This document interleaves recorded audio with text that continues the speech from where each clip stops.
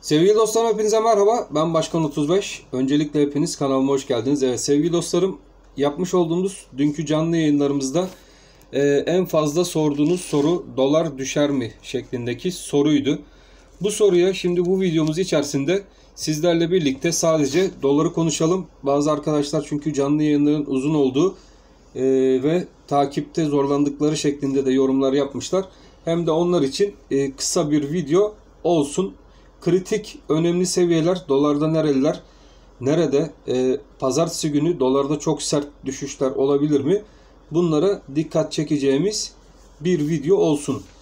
Evet sevgili dostlarım, dolar TL kurunda güçlü bir düşüş, sert bir düşüş bekleyebilmek için öncelikle biz Merkez Bankası tarafına bakmamız şart. Ayrıca Sayın Cumhurbaşkanımızın ağzından çıkacak ekonomiyle ilgili laflar da çok önemli olacak ki dolar TL kurunda bizler bir aşağı yönlü artık bir yön çizebilelim. Bunun için bizler için dolar TL kurunda kısa bazlı dolar TL kuruna baktığımız zaman özellikle dolar TL'de 4 saatlikte 16.25 seviyesi bizler için önemli bir destek konumunda şu an itibariyle gözükmekte. Haftayı biliyorsunuz 17-16 civarlarından dolar TL kurunda kapattık. Zirve gördük. Kapanışımızı da 16.42 seviyesinden yaptık. Gene bunu biz kısa bazlı bir Elliott çalışmasıyla değerlendirecek olduğumuz zaman da bizler için 16.25 seviyesi kısa bazlı trade eden arkadaşlar için önemli bir destek noktası olarak gözükmekte. Videonun başında söylediğim gibi Merkez Bankası'ndan herhangi bir atraksiyon, faizleri yukarıya çekme konusunda herhangi bir açıklama gelmez ise kısa bazda dolar TL kurunda 16.25 seviyesi hala önemli bir destek olacaktır ve yukarıda son gördüğümüz zirve 17.16 civarından geçen bölge olacaktır diye ben düşünmekteyim. Tabi bu yukarı yönlü 17-16 bölgesi şimdi biraz daha orta bazlı bunu incelediğimiz zaman buranın yukarısındaki gelecek bir hareket bizleri dolar TL kurunda daha üst rakamlara taşıyacaktır. Fakat en kısa vadede baktığımız zaman aşağıda 16.25 ve yukarıda 17-16 seviyesi pazartesi günü önemli olacaktır. Merkez Bankası söylemlerini değiştirir. Biz artık faiz indirimi yapmayacağız. Piyasalarda para sıkılaştırma yönüne gidiyoruz. Bununla ilgili de faizleri artık reel faiz döngüsü ortamında reel faizlerin enflasyonun üzerinde bir faiz vereceğiz söylemi gelir ise işte o zaman dolar TL kurunda aşağı yönlü sert bir düşüş bekleyebiliriz. Bunu günlükte veya haftalıkta açalım, daha orta bazlı sizlerle birlikte değerlendirelim. Evet, şurada gördüğünüz mum hareketleri ne kadar sert bir şekilde gelişmiş. Bunu zaten hep birlikte bu haftalık grafik üzerinde sizlerle birlikte görüyoruz. Şimdi bize haftalık grafik diyor ki benim için 15-30 seviyesi önemli bir destek bölgesi. Ben bu 15-30 destek bölgesi üzerinde kaldıkça benim için orta vadede hedefim 18.91 seviyesine doğru giden bir dolar TL kuru olur. Yani şu an itibariyle 16.40, ben 1 lira riske ederim. 1 lira benim için önemli değil kurda. Ben 15.30 kırılmadan pozisyonumu bozmam diyenler için evet 15.30 altında bir kapanış olmaz ise ve Merkez Bankası zaten bu söylemlerini değiştirmez ise kurlarda bir 15.30 altında ben kapanış görüleceği kanaatinde değilim arkadaşlar. Kısada 4 saatlikte baktığımız zaman bizlerin en önemli destek yeri gene 16.25'te bulunan destek seviyesi olduğunu 4 saatlikte açıklamıştım. Haftalıkta da gene en önemli destek bölgesi 15.30 civarından geçen bölge. Dolar TL kurunda bu 15.30 seviyesi altında bir kapanış olmadıkça, bakın arkadaşlar, bir kapanış olmadıkça dolar TL'de hedef 18.91 seviyesine doğru giden bir dolar TL kuru izlemeye devam ederiz. TÜSİAD'ın yapmış olduğu son açıklamalar, yani hükümete zerzeniş, artık iş adamlarının da bu kurlardan rahatsız olduğu izlenimini bizlere gösteriyor. Bu da demek oluyor ki Merkez Bankası bir şeyler artık yapabilir mi bu baskılar karşısında? Bunu da pazartesi günü sizlerle birlikte izleyeceğiz. Fakat yapılan müdahalelerin yetersiz olduğu, dolar TL kurunu baskılamak yerine daha da alevlendirdiği de sizler tarafından ve benim tarafımdan da zaten dediğimiz bir gerçek. Ne kadar kura müdahale edildiyse kur maalesef her alta gelişte, her desteğe gelişte deli gibi alımla karşılaşmakta.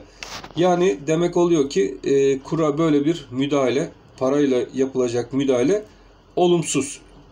Burada ne yapmak lazım? Merkez Bankası burada yapacağı en önemli şey sıkı para politikasına geri dönmek, faizleri TL'yi cazip kılacak bir şekilde yükseltmek yönünde olmalıdır.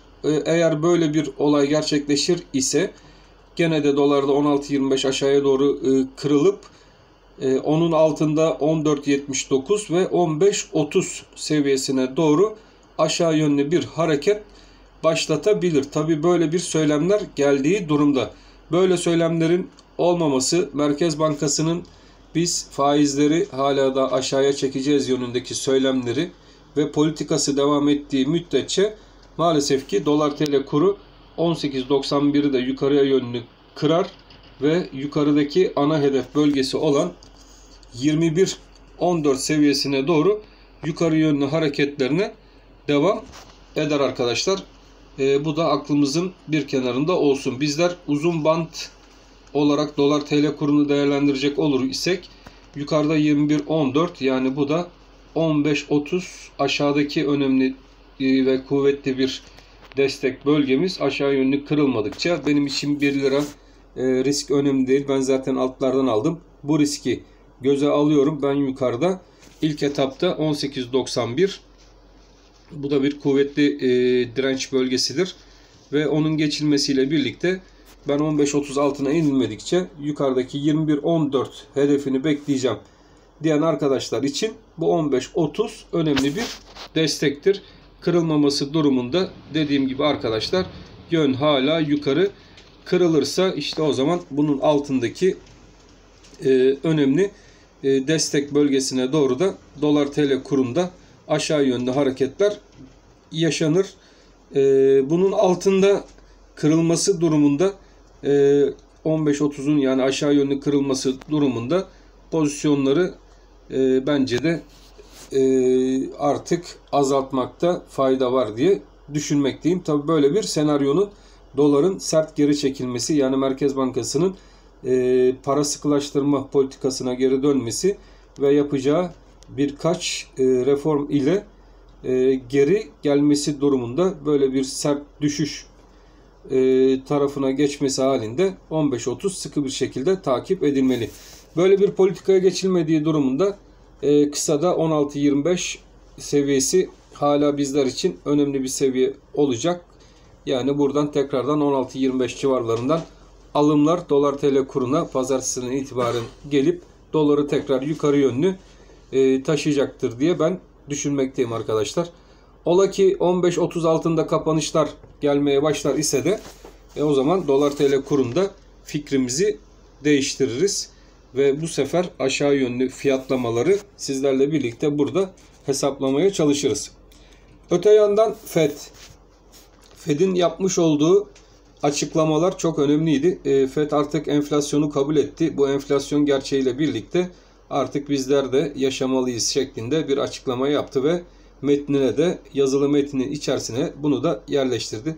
Yani ABD artık enflasyonda geri bir döngü beklemiyor. Geri döngü beklemediği için de artık faiz arttırımlarına da 2022 yılı içerisinde başlayabiliriz söylemini de eklemiş durumda.